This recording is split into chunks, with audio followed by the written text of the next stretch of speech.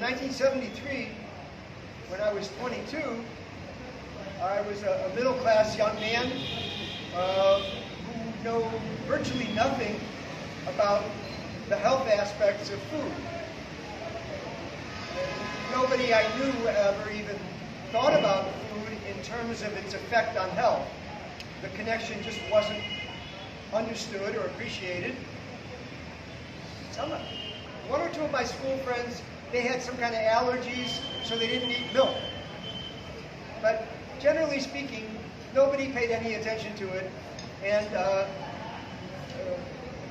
I had no idea. But as I learned about how other people in the world live and how they thought about life and their relationship to nature, and India having 4,000 years of tradition from the Vedas regarding medicine and food and health and so many things is completely empty in my own background. So I'm learning all these new things, and that most major influence was from Japan, because I happened to be connected to some Japanese teachers about food and health in a very, very specific way. At the same time, my country was involved in a war in Southeast Asia, killing people every day that were not enemies. Even if they wanted to be, they couldn't possibly hurt the United States, the biggest, most powerful country in the world. And so I was growing up with this awareness every day that we were bombing and killing people that weren't enemies. And the violence was so objectionable and so horrible. And every night on the news, we would see that. And I began to think, well, if I can't stop the violence, at least I can stop participating in the violence. I never hurt anybody, I never punched anybody, I never killed anybody, but looking at my food, do I really need to do this?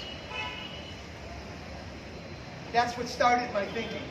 So I gave up meat, fish, eggs, and dairy, mostly, because all of them require horrible pain and suffering, endlessly, from the beginning of life to the end. My parents were very worried and very angry because the word vegetarian never entered my ear. The concept of eating any meal, let alone the long-term diet, day after day, week after week, month after month, year after year, the idea of even one meal, unless it was a little snack, without animal products, was very strange.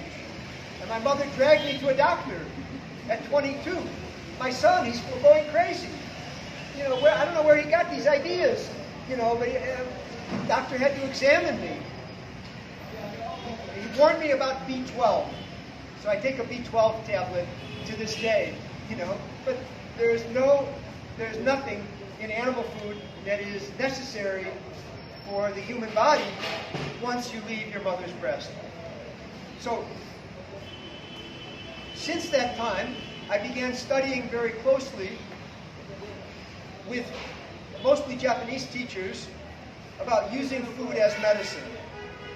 And that the idea that I'll try and communicate in this short time, and this is just an introduction.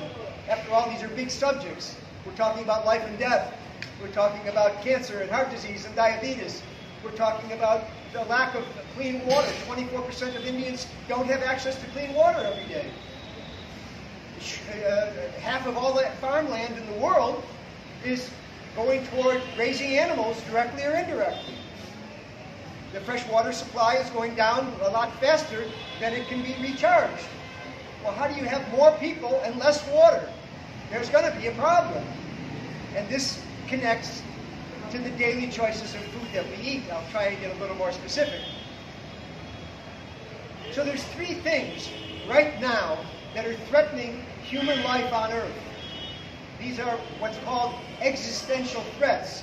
Our ability to exist in any sort of civilized, organized way in terms of humanity. There's four things. One is nuclear war. Nuclear war will be the end of human life on Earth. at least as we know it. There'll be cockroaches and a few other things, but there cannot be nuclear war and expect, whether it's between Russia and the US, or between India and Pakistan, or Israel and Saudi Arabia, or Iran, there's no such thing as people have looking at these issues since the nuclear age began in August of 1945 when the US bombed Japan. And then we could see what these things are actually capable of. Those biggest bombs in the world are tiny compared to the bombs that exist now. So we put that aside. If that happens, there's no more discussion because we're basically gone.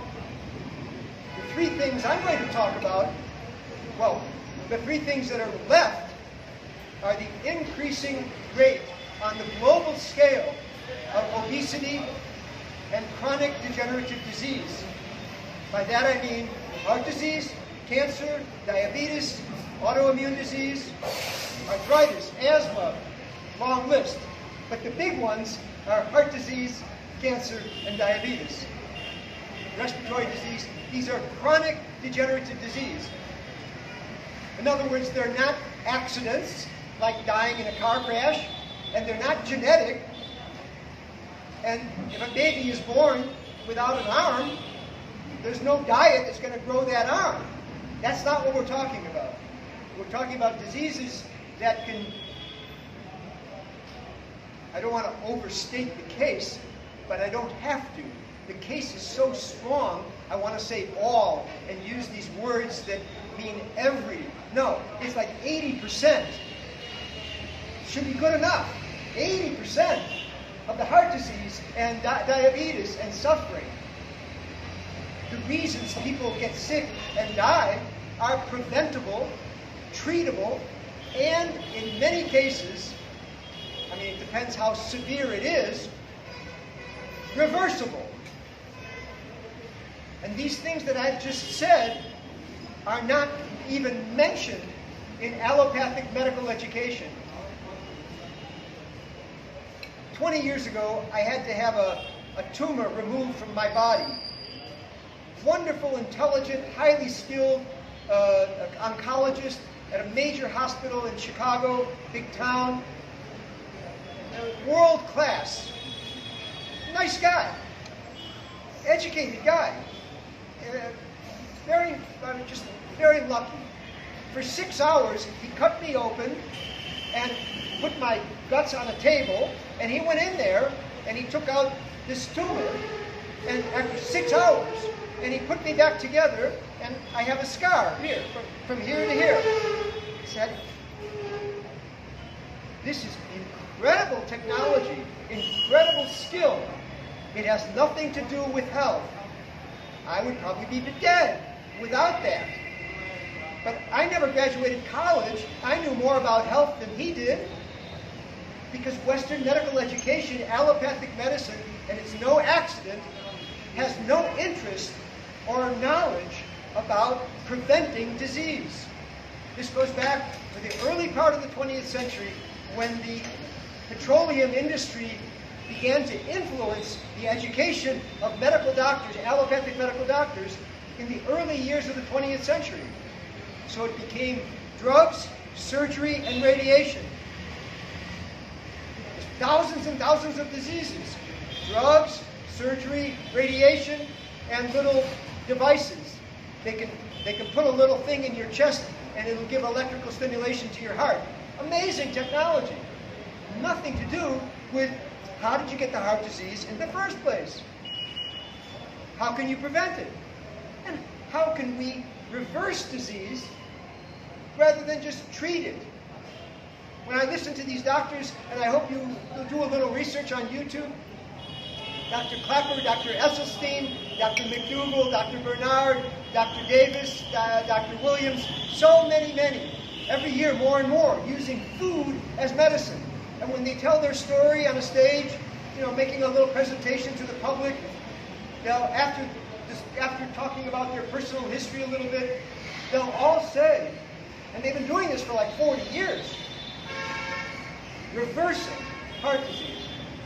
300 pounds, 140 kilos, after 6 months, They're trim, they're active, no more drugs, no need for surgery.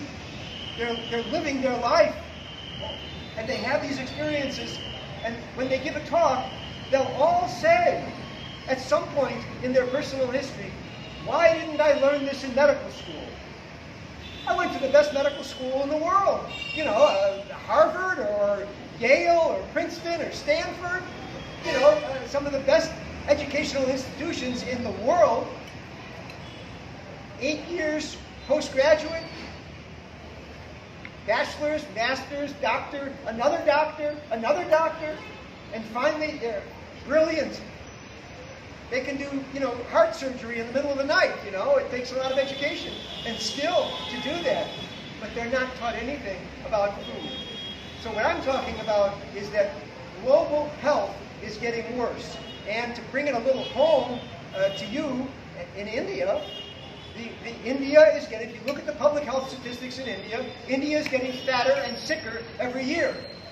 The top killer in India is the same. I was surprised to see it. Different culture, different food.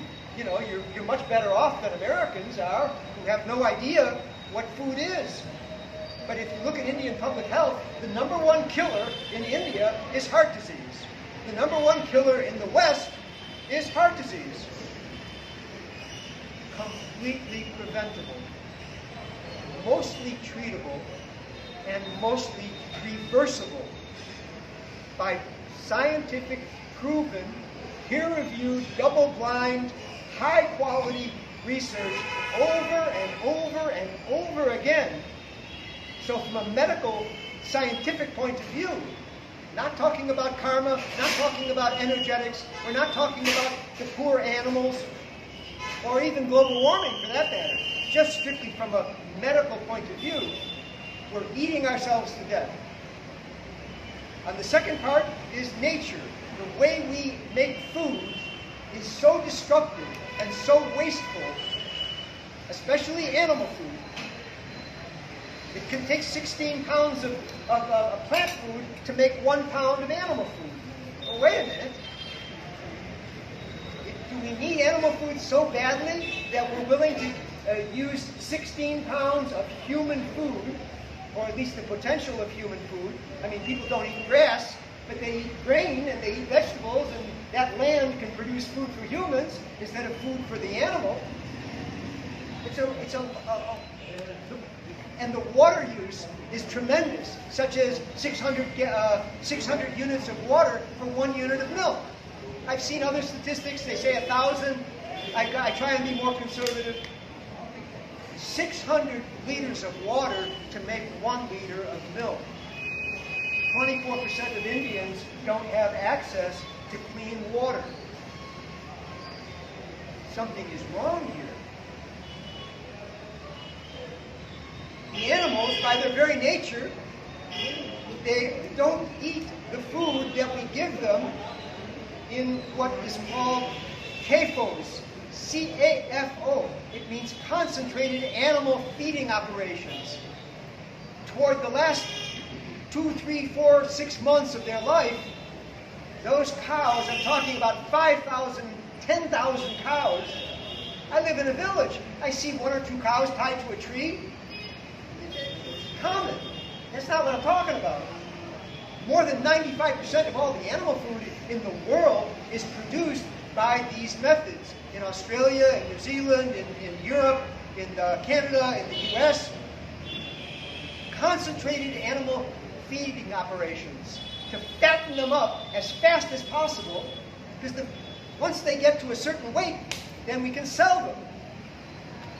So we give them food that they don't normally eat. So we give them genetically modified, let alone pesticides, go beyond pesticides in terms of poison, genetically modified, and chemical soy and corn, which they don't normally eat. Their digestion is not adapted to those foods, and they produce methane.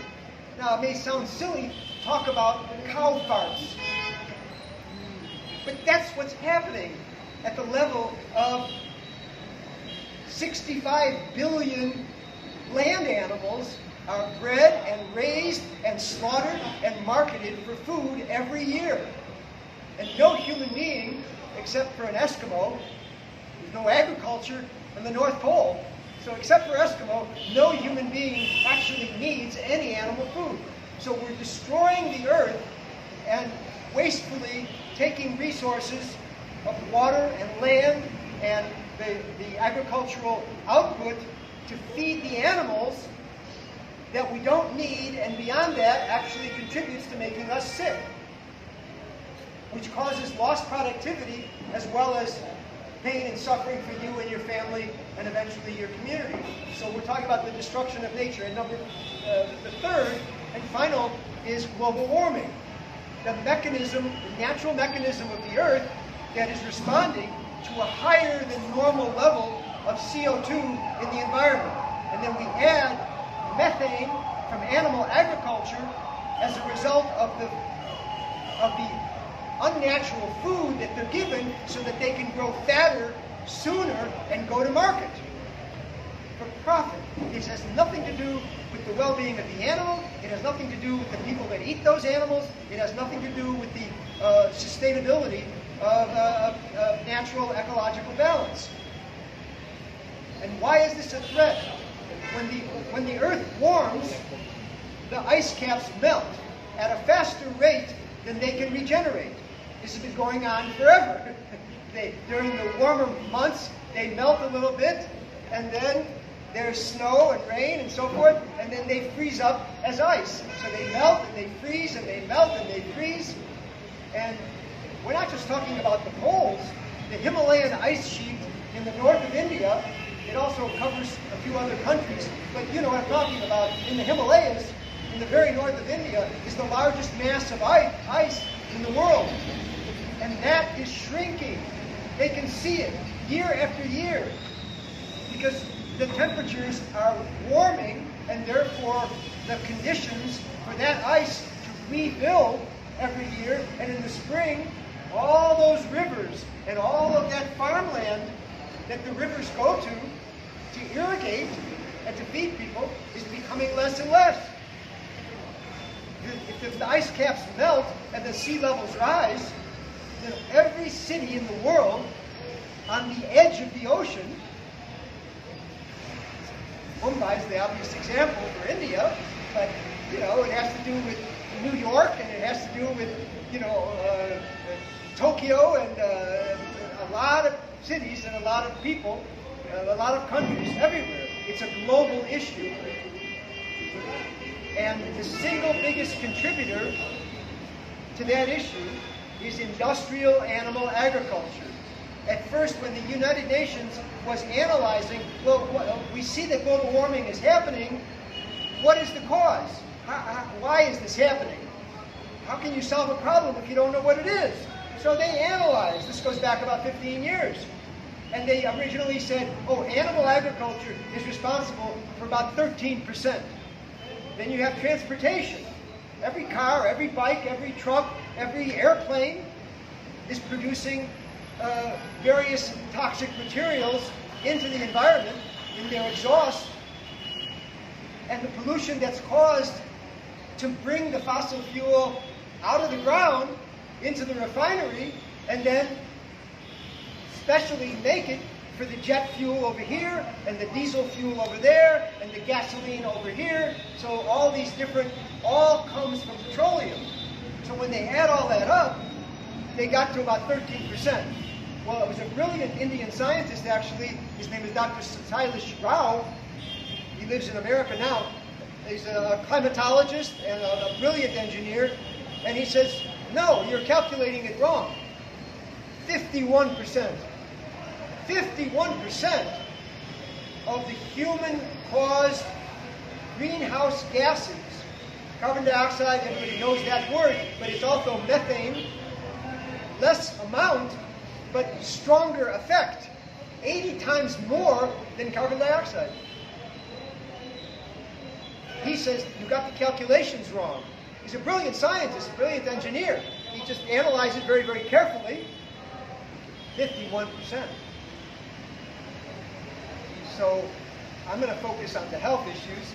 for the little bit of time I have left, because it's the most personal. You know, it's your private, personal concerns. Does anybody here, please raise your hand, does anybody here not have a concern about obesity, diabetes, heart disease, and cancer? You're not concerned about these things. You're not concerned. Obesity, diabetes, respiratory disease, cancer, and heart disease. Okay. So you have a personal reason to hear me out.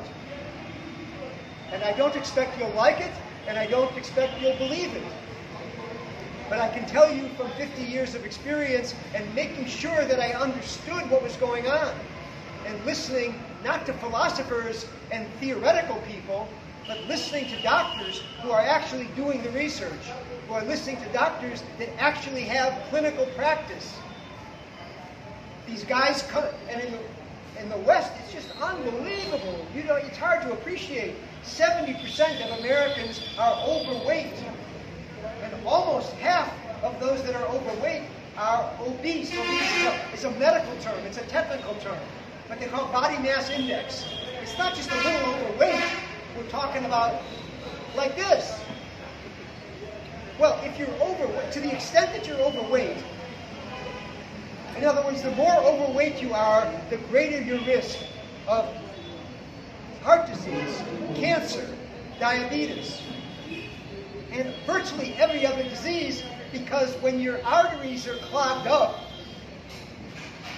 and you have hypertension, and then you get a heart attack or you get a stroke, it's a vascular disease. But it may manifest as a heart attack, so you have cardiovascular disease. Cardio means heart, vascular means the circulatory system. You have 4,000 miles of blood vessels in your body. And by eating in the way that I'm going to be talking about it in just a moment, by eating in the way that we do, we meaning the Westerners, and I'm from the U.S., so that's my context, it's impossible not to get sick.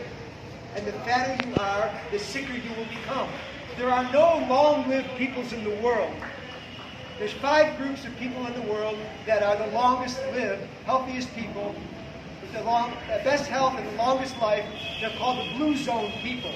I don't know where that name came from, but somebody went around the world and looked at the health issues of people, and they found, oh, these people over here on an island off of Greece, Icaros, and another island off the coast of Italy in the Mediterranean.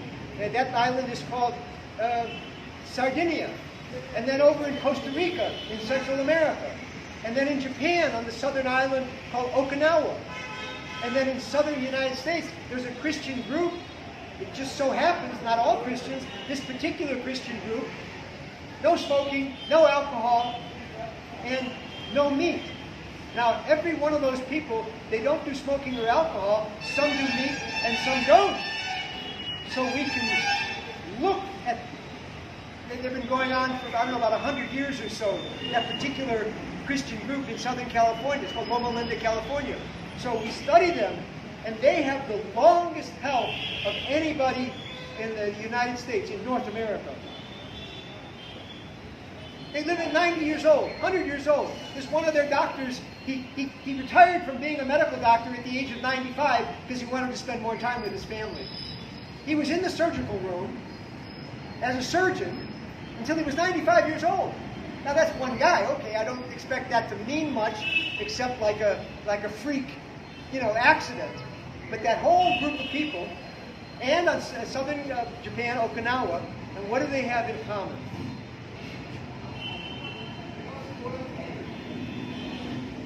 They all have, basically, without getting into the details, they all have a whole food, plant-based diet. Most of them are not strictly vegetarian, but I'm talking about less than 5%. None of those 5 groups that have shown healthier, engaged, active people living much longer lives than the average. The life expectancy in the United States has gone down. the life expectancy of the children today is lower than the life expectancy of their parent. For the first time, Americans were living longer and longer and longer and longer, in small increments, but it was on the increase. But as of the end of the 20th century, you got 25% of children under the age of 12 are fat. They're obese. They're showing pre-diabetic conditions.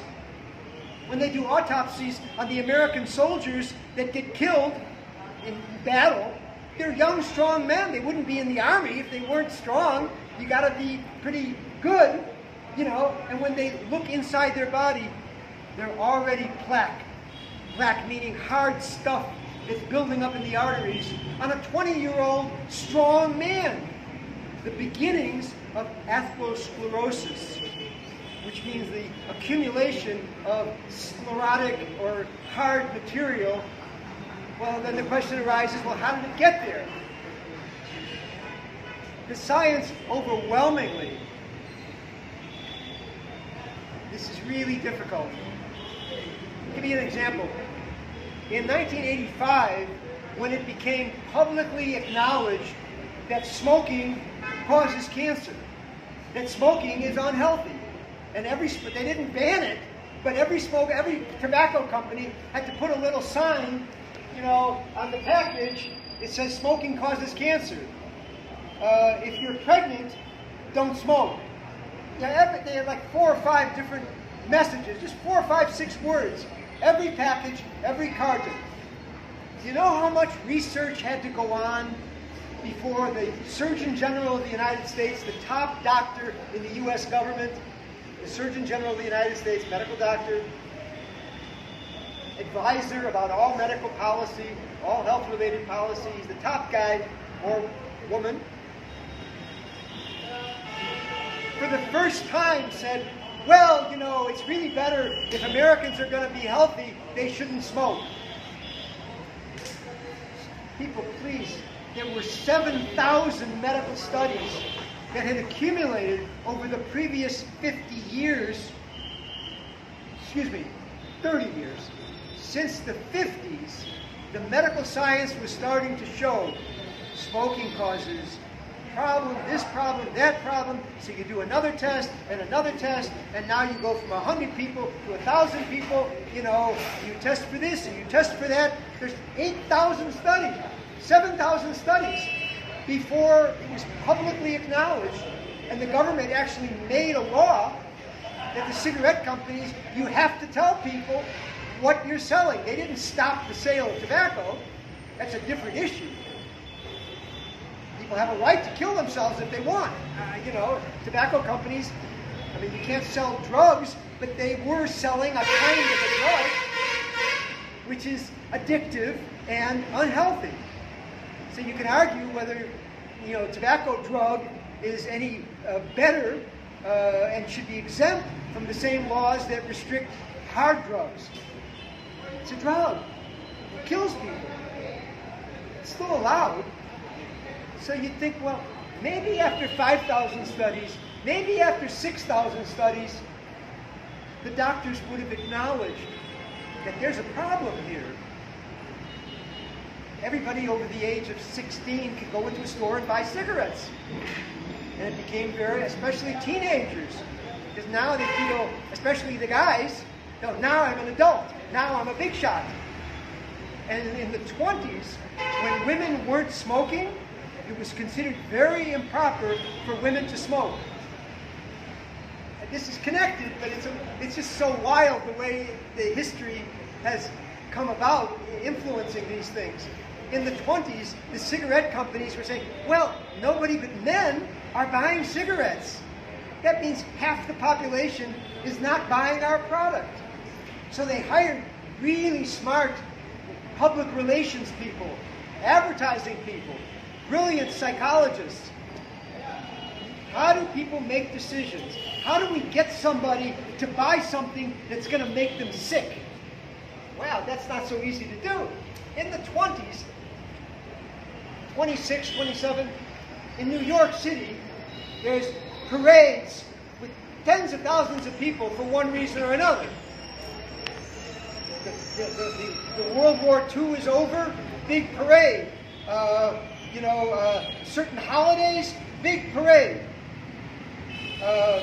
Easter parade, or Thanksgiving, or maybe Christmas, several times a year. So what they did is they arranged, this is in 26 or 27, to have big floats. There's thousands of people, and the big street is lined with people to watch the entertainment as it goes by. And they had these girls in their 20s with the short skirts, and they're all smoking cigarettes. And they're smoking cigarettes. And you can see, and everybody's watching. And from that day on, women said, oh, it's okay to smoke cigarettes. It's not just the women that were, considered bad, or, prostitutes or something like that, drug addicts, that do anything, just regular middle-class people. And women started to smoke in the name of women's equality. They were so smart. How do you get people to pay to kill themselves? So now, 50, 60 years later, wait a minute, this isn't such a good idea. So now, in terms of the food, we have thousands from all over the world that support the general connection or correlation that I'm making. The more animal food you consume, the less healthy you are. Now, talking to an Indian audience, it's not that hard to talk about the problems with eating meat, because India is the most vegetarian country in the world. Muslims are different in the sense that they have been eating meat forever, and they feel justified or whatever. But I've checked with my Muslim friends, and when I was making the same argument to my Muslim friends, he said, well, let me find out.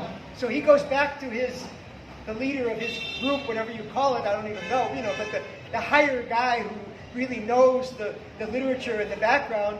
And the next time I talk to him, he says, Jordan, you're right. There's nothing in the Quran, there's nothing in Islam that forces us to eat meat.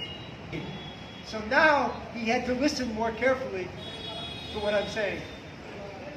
As different as, so I'm talking about the health issue, there's just no time to go into those other things in any more detail. There's only a few minutes left on this human health aspect.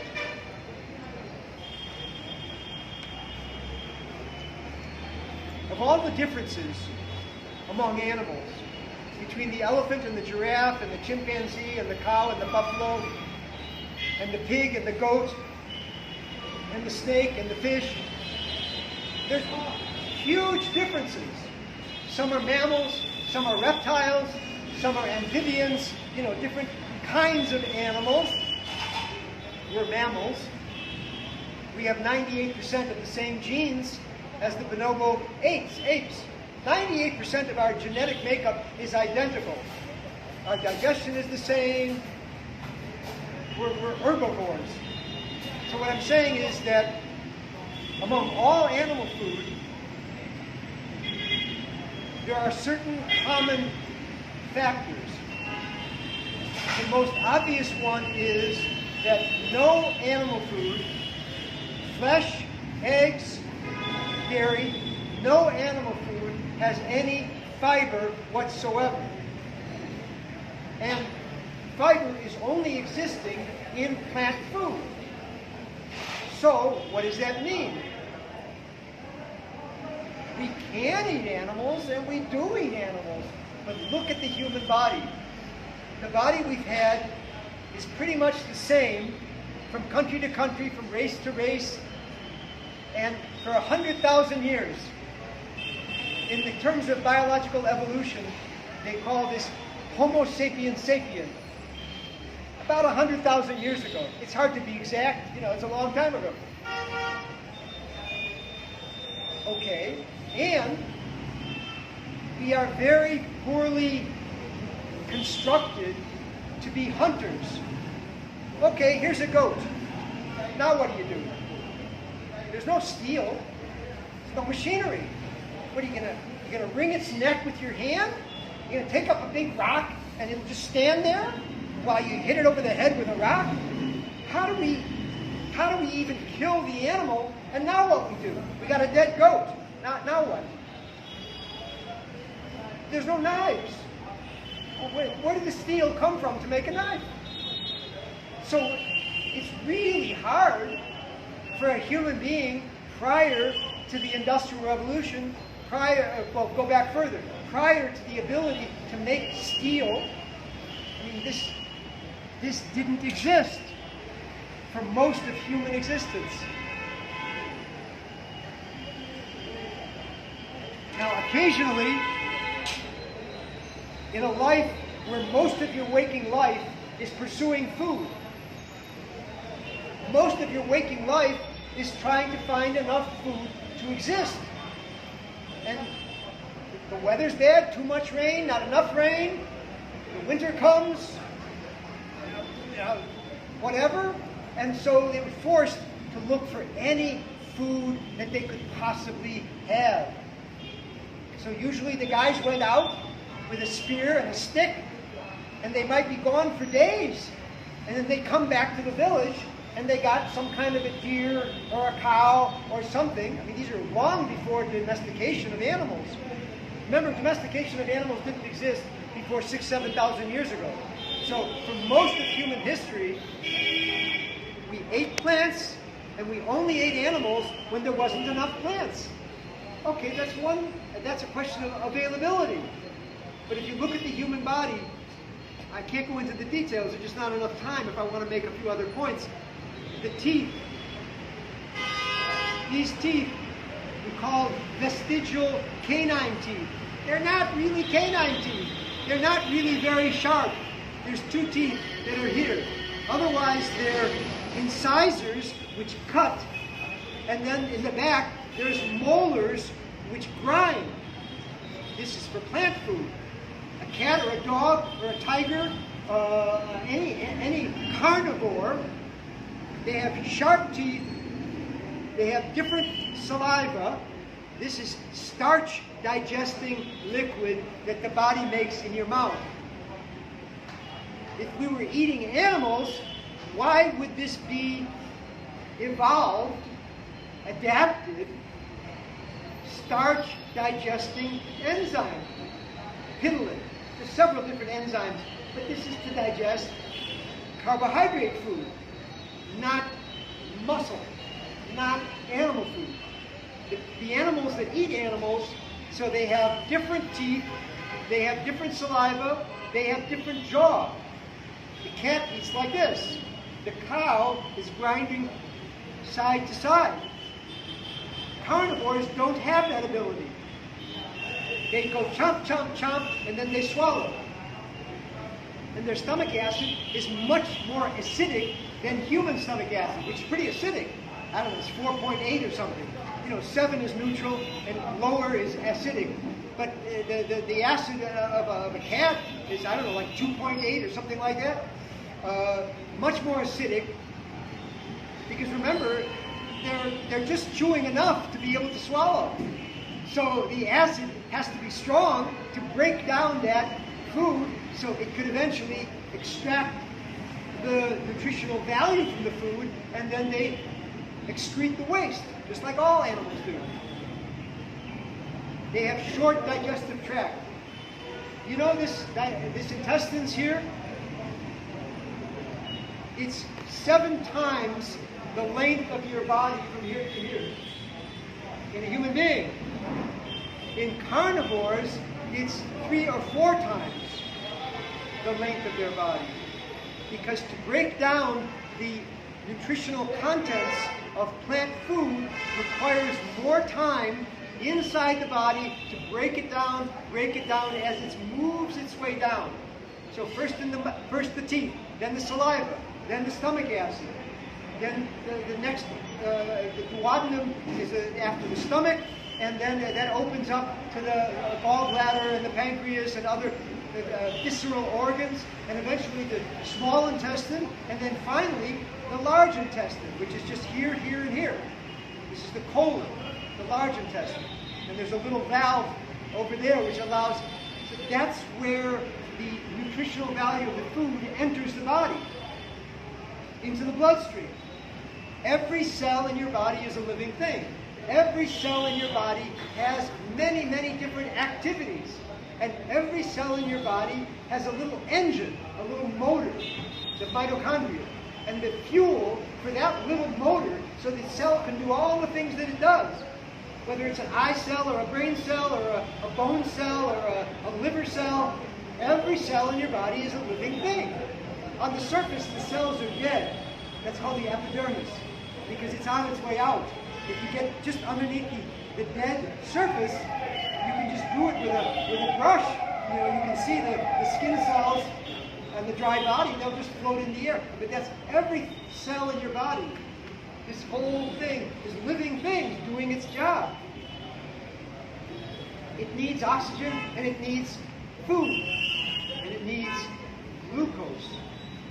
It needs glucose to burn in the little engine or motor inside every single cell, regardless of what kind of tissue it is.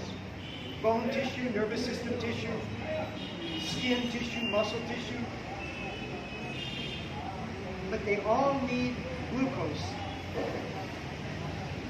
Never in the history of humanity has simple glucose been available. It just didn't exist. Maybe the exception of honey. If you could fight off the bees, you know, at the right time of year, you can grab some sweet stuff which has different simple sugar. So this is a fraction of a percent of humanity's diet for most of its life. Where does this sugar come from that every cell in your body needs to function? From complex carbohydrates found only in plant food. All these different sugars are connected. And so this molecule of these simple sugars is called a poly. Poly means many. Polysaccharide. Saccharide means sugar. So polysaccharide glucose is in the rice and the beans and in the carrots and in the, to one extent or another, it's in all plant food. Some more, some less. In fruits, sweet fruits, there's more simple sugars, which is why it's sweet. But if you eat the whole fruit, you're also getting other things, including fiber, that modulate how the body absorbs that sugar so your blood sugar doesn't go like that. So if you drink orange juice without the fiber, it's basically sugar and water. Natural food, it could be organic, but it's not healthy in the long run. Again, if you're starving of thirst, drink whatever you can that isn't poison, you know. But in terms of day-to-day life choices, fruit juice, it's better than Coca-Cola. It's better than soda pop. I'll grant that. But you cannot call it healthy food because the fiber is gone. It's no longer whole. Remember, the mantra that I'm trying to leave you with is whole food, plant-based diet. So the simple sugar results from the gradual breakdown of the complex sugars, beginning with the saliva in your mouth. Break it down, break it down, break it down, break it down. And then the liver has the responsibility to give out that sugar. The pancreas is involved with the insulin in order to open the cell so the sugar can enter. And then the body senses the sugar in the blood. The cells, the body knows which cells need how much sugar. I mean, it's very intelligent. Below the level of consciousness, of course, for most of us. So there's a very beautiful, elegant relationship where it starts out complex. We break it down, so the blood sugar is like this. 100 is normal. So you go up a little bit, down a little bit, up a little bit, down a little bit. As soon as you override the slow breakdown of complex carbohydrate into simple sugars, so the body can put the sugar in the blood as needed, the blood sugar stays within that normal range. Well, why is that important? Because if you eat sugar, which is a very simple molecule, sucrose, if you eat white sugar, I mean, Indians have been eating sugar for 1,000 years. Because sugar cane, I mean, you know, I never saw it in the U.S., but every once in a while you see big trucks loaded with sugar cane. Well, in some place nearby, they're growing sugar. So, of course, the sugar that Indians ate, and anybody who grew sugar in other parts of the world with similar climate, they had sugar too. You crush the cane, you get juice, mildly sweet. You drive out the water, and the sugars concentrate.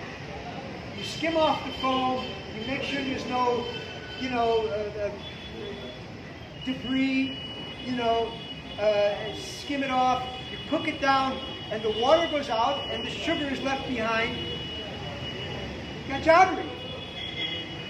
Why is it dark? It's dark because of the minerals. Well, if you want white sugar, which is cheap and easy and completely consistent, it's exactly the same whether the white sugar is in the U.S. or in India or in South America or South Africa. That white sugar is 99.99% sucrose. So there's a reason, a market reason, why you want that greater sweetness, and the manufacturer can put it in their foods and put the food in a bag, and the bag can sit on the shelf for a year. Cakes, ice cream, all the sweets, all the ladus and the gulab jamun and all that stuff. They use white sugar nowadays because it's easier and cheaper. Okay. So the problem with that is the animal food having zero fiber and the body being designed to have high fiber food doesn't fill the stomach. You get 500 calories of animal food and the stomach is half full. So the brain is still saying, eat more food. And so by the time you fill the stomach with animal food and processed food, like sugar and white flour and oil, if those are what makes up a significant portion of your diet, you need a lot more calories to press against the inside of the stomach, and that sends a message to the brain, oh, I'm full. They call it satiety, that sense of being full. So you're automatically forced to overeat, because the normal mechanism that stops you from eating is based on less calories and more nutrition and fiber, so it fills the stomach with better quality food, but much lower calories, much less fat. Yeah, thank you. Okay, so I'm emphasizing this point because I'm in India. Diabetes is the fastest growing disease in the world in India. In other words, diabetes is growing all over the world. And other countries have more diabetics than India does, because it's relatively young in the evolution of that disease in this country, whereas it's been a problem in the U.S. for many decades. But India has the fastest rate of growth of diabetes. And the connection is that obesity makes you more likely to have diabetes, and the obesity comes from an animal food, including dairy, which is basically the baby food made by the cow or the goat or the buffalo for its baby. And the fat and the cholesterol, I didn't mention that word, is only in animal food. It doesn't, the fat, it is mostly saturated in animal food, and it's mostly unsaturated in vegetable food.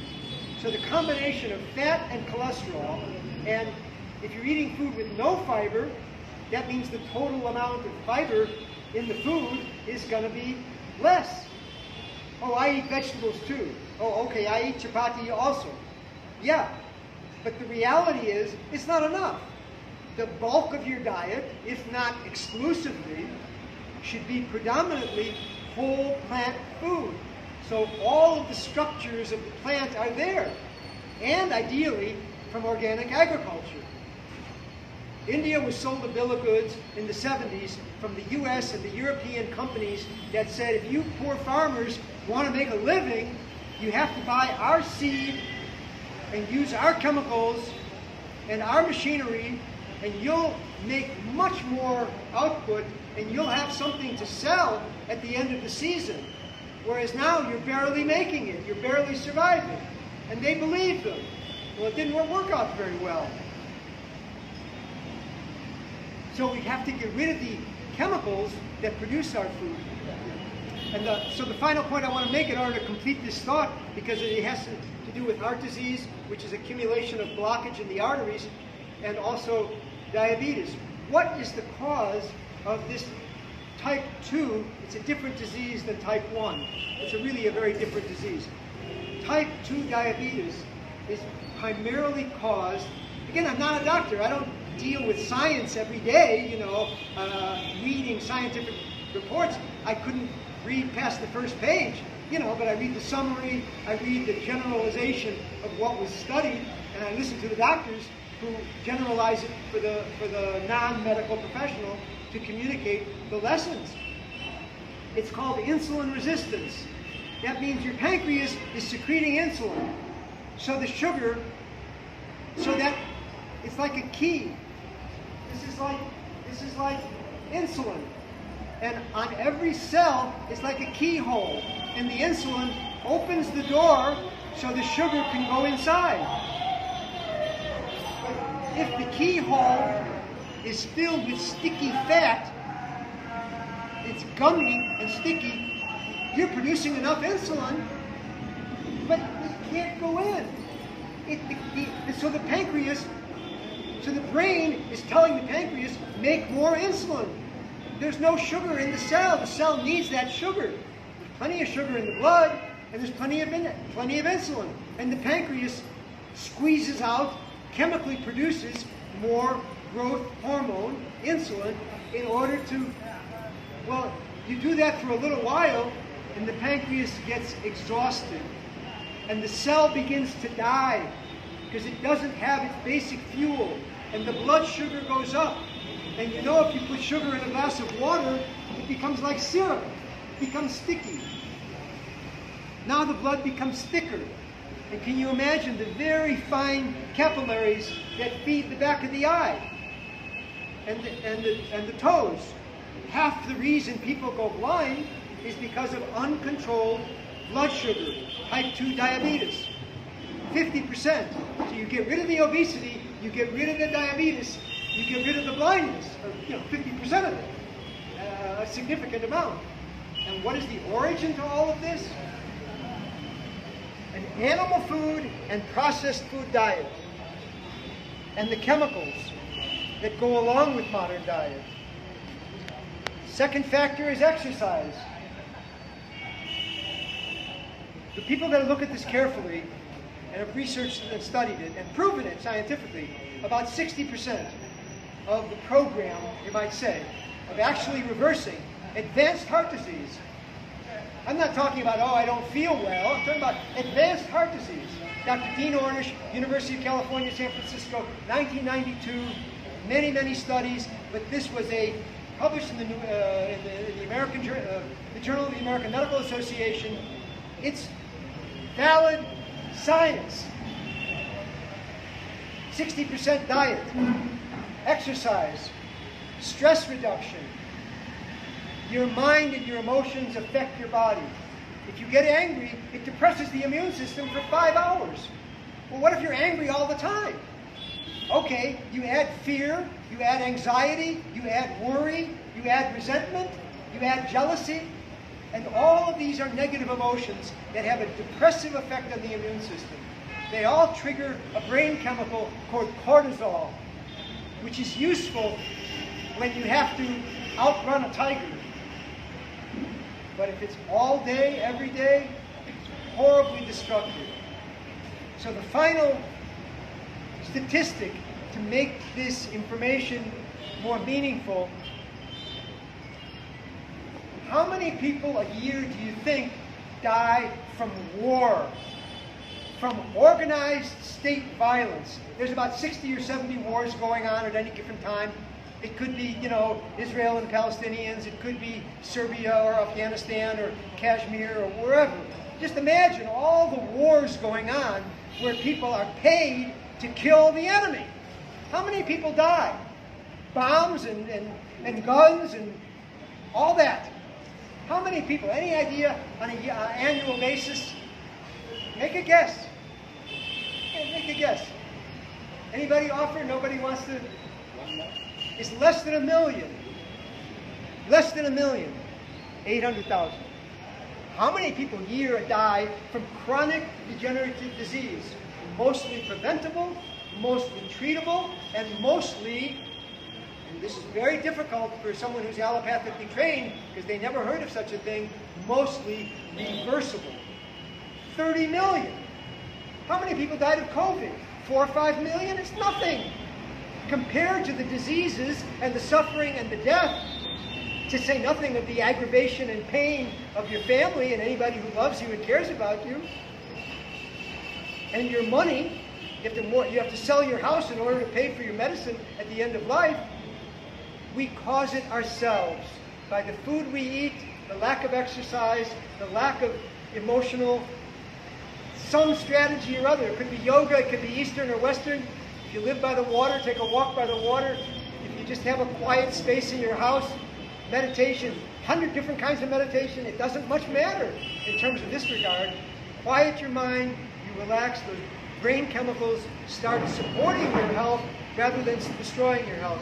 And the fourth and final factor, which is really a surprise, because this Western medical doctor was a student of a very popular yogi in the United States in the 80s and 90s, 70s, 80s, and 90s. His name is Swami Satchidananda. And this medical doctor, he never mentioned it. I listened to him many, many hours talking about his research and what I'm talking about.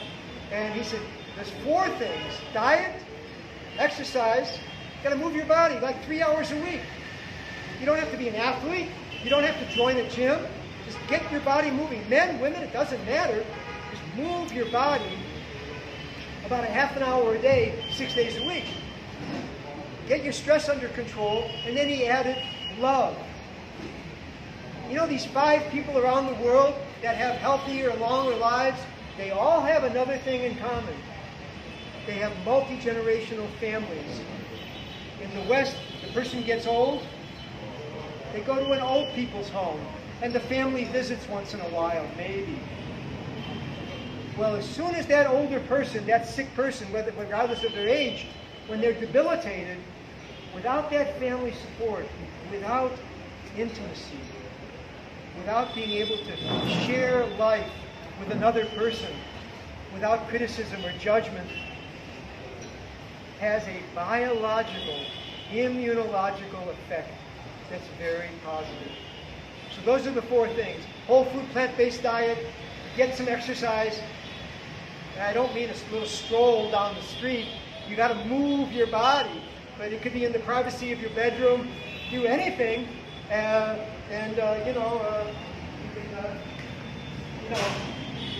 Anything. Nobody has an excuse. The bottle of water. You can use a bottle of water. Stress control and love. So it comes down to this. Eat well, move more, stress less, and love more. If you can relate to these things, just experiment. Try and get your family on board. Tell your husband or wife, your children, let's try this for a month. It'll be a little difficult, it'll be challenging, and you'll be thinking and talking about the foods that you really want to eat, but the program doesn't allow for, dairy ice cream or whatever, the deep fried samosas that everybody enjoys. But the longer you do it, the healthier you are. And one of the functions of health is that you no longer are attracted to do things that make you sick. You're attracted to do the things that give you energy and vitality and clarity of mind, so that you actually know why you're alive, what your purpose is, and you have the ability to withstand the inevitable obstacles that will arise. If this doesn't work, you try that. Oh, that's a problem, so you go under, you go over, you find a different way. Well, that requires help to be able to see the goal and have enough commitment and enough mental and physical energy to be able to realize that commitment. Because there'll always be obstacles. There'll always be disappointments. You know, there'll always be something that... Yeah, okay, thank you. So I want to leave you with that as something to consider. I don't know if there's time for... I'm hoping, because I certainly am willing, if you want to see me back here next week or next month and have more of a conversation about it. You know, I didn't understand what you said, or, you know, I tried going without sugar or milk for a week and my kids complained, and, you know, we can talk over if it makes sense to you as a goal. I can help find other ways to do it so we can still pursue that goal. It doesn't have to be perfect, but the more disciplined you are, the faster you will experience. Blood sugar goes down, blood pressure goes down, you won't need as much medication, your sleep is better, your sex is better, your energy level is higher, your mental thinking is better, you're less irritable, you're more patient. What would that mean to you? So please experiment as best you can, and hopefully there'll be a time when we can have a more interactive exchange about it. Because I'm not here to help to hear myself talk. I'm in India, I love India, this is where I live, and I see these problems, and I see how mostly unnecessary they are. Just from lack of a little bit of basic information about how to shift in a more positive, healthier direction. Thank you very much.